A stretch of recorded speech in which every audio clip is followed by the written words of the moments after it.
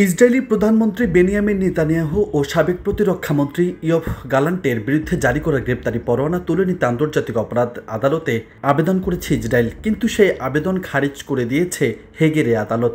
এক প্রতিবেদনে এই তথ্য জানিয়েছে ব্রিটিশ বার্তা সংস্থা রয়টার্স।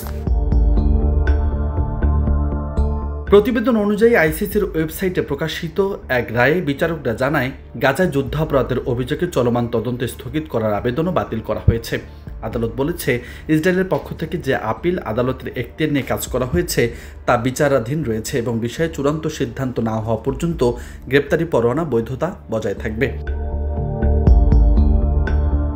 2023 সালে 21 নভেম্বর গাজা সংঘাতের সময় মানবতা বিরোধী অপরাধ ও যুদ্ধ অপরাধের অভিযোগে নেতানিয়াহু, গালান্ট এবং হামাস নেতা ইব্রাহিম আল মাসরির বিরুদ্ধে এই পরোয়ানা জারি করে আইসিসি।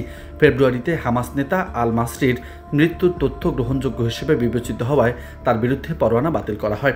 হেগ ভিত্তিক এই আদালত এখতিয়ার অস্বীকার করে ইসরায়েল এবং গাজা যুদ্ধাপরাধের অভিযোগকে মিথ্যা দাবি করে আসছে দেশটি। ইসরায়েল বলছে, 2023 সালের 7 অক্টোবর হামাসের হামলার জবাবে তারা গাজায় সামরিক অভিযান চালাচ্ছে।